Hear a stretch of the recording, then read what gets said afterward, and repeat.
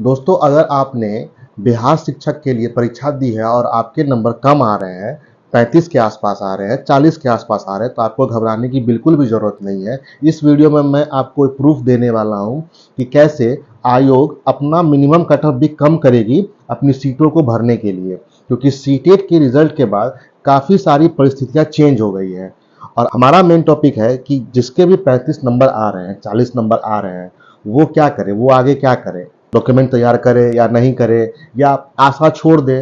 तो इस वीडियो में हम लोग पूरी तरह से इस पर चर्चा करने वाले हैं और इस वीडियो को आप लोग बिल्कुल भी स्किप नहीं कीजिएगा। इस वीडियो में पॉइंट वाइज पॉइंट बताने वाला हूं, और अगर इस वीडियो में आपको लगे कि मैंने कुछ गलत बताया है या मैंने कुछ गलत तथ्य को पेश किया है, तो आप लोग कमेंट में मुझे बता सकते हैं। तो चलिए सबसे पहले शुरू करते हैं। कुल आवेदन जो है हम लोग को जो प्राप्त हुआ है वो आवेदन है 8,58,000, और परीक्षा में कुल उपस्थिति रही है 75%। तो 8,58,000 का 75% होता है 6,40,000। तो 6,40,000 विद्यार्थियों ने एग्जाम दिया। अब इसमें तीनों कैटेगरी से एग्जाम दिया गया है। इसमें दिया गया है हायर के लिए भी, मिडिल के लिए भी और प्राइमरी के लिए। तो हायर और मिडिल मिला के लगभग 65,000 पद भर लिए जाएंगे, क्योंकि वहां पर आवेदक कम है। तो फिर भी 65,000 मिडिल और हायर मिला के 65,000 पद भर लिए जाएंगे, जबकि आवेदक है कुल 1 लाख। मैं इसको 65,000 ही मान के चल रहा हूं। तो 6,40,000 में से अगर 65,000 उच्चतर और उच्चतर माध्यमिक के लिए चुन लिए जाएंगे तो कुल पद कितने बचते हैं आपके पास? 5,75,000। अब 5,75,000 कुल प्राथमिक शिक्षक के लिए उम्मीदवार है। अब इन उम्मीदवारों में 4 तरह के उम्मीदवार होंगे। पहले होंगे जिन्होंने बीएड किया होगा और सीटेट पास कर लिया होगा। दूसरे वो होंगे जिन्होंने डीएलएड कर लिया होगा और सीटेट भी पास कर लिया होगा। लेकिन आयोग ने सीटेट अपीयरिंग वाले को भी मौका दिया। तो बहुत सारे कैंडिडेट ऐसे थे जिन्होंने बीएड तो कर लिया था लेकिन सीटेट उन्होंने पास नहीं किया था, वो इस बार अपीयरिंग होते। और बहुत सारे कैंडिडेट ऐसे भी थे जिन्होंने डीएलएड कर लिया था और उन्होंने सीटेट पास नहीं किया था। इस बार बीएड सीटेट अपीयरिंग भी हो गए और डीएलएड और सीटेट अपीयरिंग भी हो गए। अब इसके बाद जो है इस खेल में पूरा चेंजिंग आने वाला है। सीटेट का जो रिजल्ट आया 25 सितंबर को, उसमें लगभग एक आंकड़ा है कि बिहार से लगभग 24,000 विद्यार्थी पास किए, और कुल फॉर्म जो गिरा है ऑल ओवर इंडिया से लगभग 15.5 लाख गिरा है। ऐसा हम लोग जानते हैं कि सीटेट के लिए लगभग जो है यूपी और बिहार से सबसे ज्यादा आवेदन दिए जाते हैं। अगर हम इस 24,000 को 10% भी मान ले तो लगभग 2,40,000 के आसपास बिहार से आवेदन गया होगा। लेकिन आवेदन इससे ज्यादा गया होगा, क्योंकि बिहार का विंडो खुलते के साथ ही लगभग सारा सीट फुल हो जाता, आप लोग को भी पता है। तो फिर भी एक हम अनुमान लगाते हैं कि 2,40,000 के आसपास आवेदन इसका गया होगा। तो ये 2,40,000 आवेदन जो है जिन्होंने प्राइमरी के लिए भी आवेदन किया होगा, जहां तक बात समझ में आ रही है, ये 2,40,000 आवेदक ऐसे होंगे जिन्होंने प्राइमरी में भी आवेदन दिया होगा अपीयरिंग करके। तो इसमें 2 तरह के जो अपीयरिंग है, बीएड सीटेट अपीयरिंग और डीएलएड सीटेट अपीयरिंग। अब इस 2,40,000 में से कुल पास कितना किया? 24,000। बचा कितना? लगभग 2,15,000। तो यहां से ये 2,15,000 बीएड जो सीटेट अपीयरिंग थे और डीएलएड जो सीटेट अपीयरिंग थे यहां से क्रॉस हो गए। ठीक है, तो 2,15,000 कैंडिडेट यहां से आपके लगभग बाहर हो गए 5,75,000 में से। तो 5,75,000 में से अगर 2,15,000 कैंडिडेट बाहर हो गए तो कुल कितने कैंडिडेट बचे? 3,60,000। अब इस 3,60,000 में 2 तरह के कैंडिडेट हैं। पहला जो बीएड और सीटेट पास है, दूसरा डीएलएड और सीटेट पास है। बीएड और सीटेट पास कैंडिडेटों की संख्या लगभग 3 लाख के आसपास सब जगह बताया जा रहा है। ऐसा कोई ऑफिशियल डाटा नहीं है, लेकिन लगभग सब जगह 3 लाख के आसपास बताया जा रहा है कि प्राइमरी में लगभग 3 लाख आवेदकों ने लगभग प्राइमरी में 3 लाख बीएड वालों ने आवेदन किया है। लेकिन मैं फिर भी उसको 2.25 लाख मान के चल रहा हूँ, 2.5 लाख भी नहीं, 2.25 लाख ही मान के, जितना कम से कम हो सकता है उतना कम से कम मैं लेके चल रहा हूँ। तो 2.25 लाख जो है बीएड और सीटेट पास कैंडिडेट थे। ठीक है, सुप्रीम कोर्ट के आदेश के बाद ये कैंडिडेट बीएड और सीटेट पास वाले प्राइमरी के लिए अयोग्य साबित हो गए। अब इनका रिजल्ट नहीं आएगा। तो डीएलएड और सीटेट पास लगभग कितने कैंडिडेट बच गए? 1,35,000।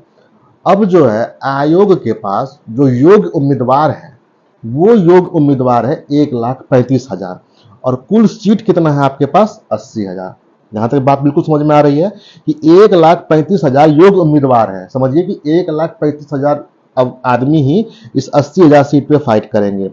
वो 6 लाख का आंकड़ा भूल जाइए, अब 1,35,000 उम्मीदवार है और 80,000 सीट है।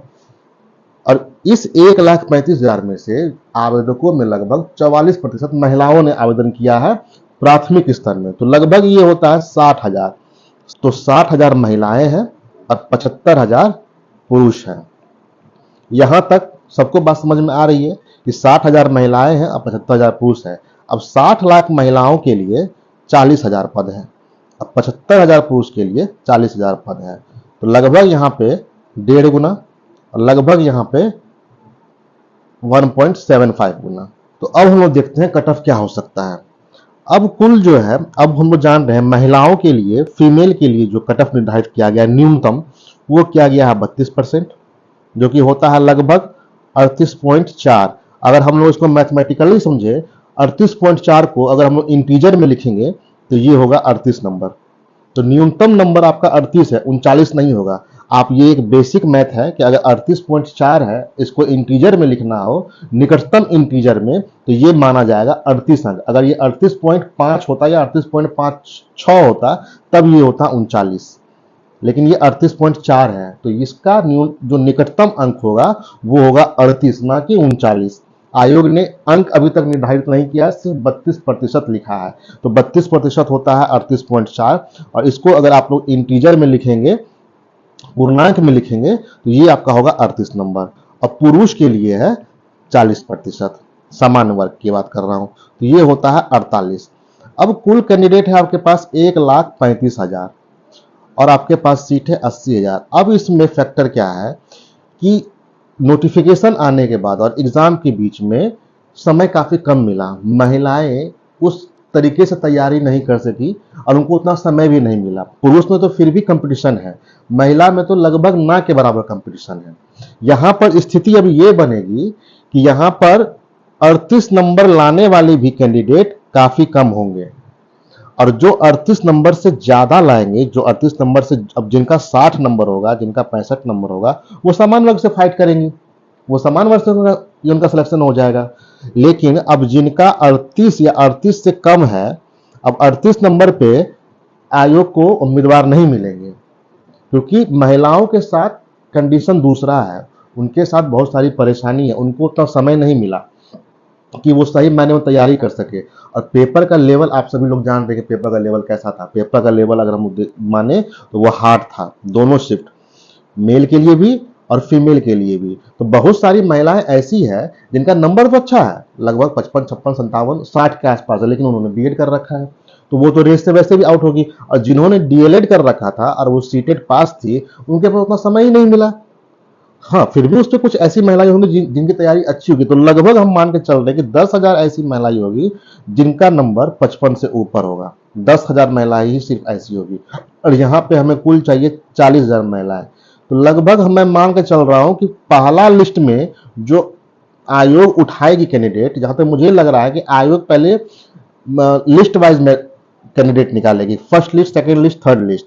पहला लिस्ट में वो न्यूनतम अंक जिन्होंने भी हासिल कर लिया होगा उन सबको बुला लेगी, और उनके बाद उनका डॉक्यूमेंट वेरिफिकेशन करवाएगी, क्योंकि वहीं से बीएड वाले को छांटना है। तो न्यूनतम अंक 38 नंबर महिला और 48 नंबर पुरुष पर सबको बुला लिया जाएगा फर्स्ट लिस्ट में। उसके बाद अगर आयोग को सिर्फ कैंडिडेट मिल जाते हैं, अगर कैंडिडेट भर जाते हैं, तब तो कोई बात नहीं है। लेकिन अगर आयोग की मंशा होगी कि नहीं, मुझे इस सीट को भरना है और मुझे सारे सीटों को भरना है, तो वो सेकेंड लिस्ट फिर निकालेगी। अब इस सेकेंड लिस्ट में जो कट ऑफ होगा वो इस 32% और इस 40% से कम होगा। तो अब जो है मुझे लग रहा है कि ये महिलाओं के लिए 30% और पुरुष के लिए 38% कट ऑफ कर दिया जाएगा। अब सेकेंड लिस्ट जो है 30% और 38% पर निकलेगा, तो 30% लगभग होता है 36 नंबर। 36 नंबर, तो जिनका भी 35 से प्लस नंबर है वो सभी अपने डॉक्यूमेंट को रेडी रखे। अगर आपको यहां तक मेरे से पता है कि किसी भी बात में आपत्ति लग रही, तो आप कमेंट करके मुझे बता सकते हैं कि नहीं आप गलत बता रहे हैं। तो यहां तक आप लोग को बात समझ में आ गई। तो अब जो है महिला का जो कट ऑफ होगा वो उसका न्यूनतम अंक 38 नंबर से ही वो उनको उठाया जाएगा। फर्स्ट मेरिट लिस्ट में 38 नंबर पे उनको उठाया, क्योंकि आयोग के पास सारा डेटा है। वो जान रही है कि कितने विद्यार्थियों का कितना नंबर है। अभी तो हम लोग के पास डेटा नहीं होने के बावजूद एक अजम्पशन पे हम लोग इतना सब कुछ कर पा रहे हैं, लेकिन आयोग के पास वो सारा डेटा है। तो मुझे जहां तक लग रहा है कि फर्स्ट लिस्ट में जो न्यूनतम क्वालिफिकेशन रखा गया, जो न्यूनतम कट ऑफ रखा गया है, जो भी महिला और पुरुष उसको पार कर जाएंगे उन सबको पहला लिस्ट में बुला लिया जाएगा। और अगर वो योग्य हो जाएंगे, अगर वो डीएलएड और बीटीसी पास है और सीटेट पास है, तो उनको नौकरी होना तय है। अगर वहां से भी कैंडिडेट नहीं भर पाते हैं और आयोग अगर चाहे कि नहीं मुझे कैंडिडेट भरना है, तो फिर वो सेकेंड लिस्ट फिर निकालेगी। अब इसमें जो कट ऑफ है वो 32% से डाउन जाएगा और 40% से डाउन जाएगा। तो यही था आज का मेरा विश्लेषण। अगर आप लोग को ये वीडियो अच्छी लगी हो तो इस वीडियो को शेयर कर लीजिए और हमारे चैनल को सब्सक्राइब कर दीजिए।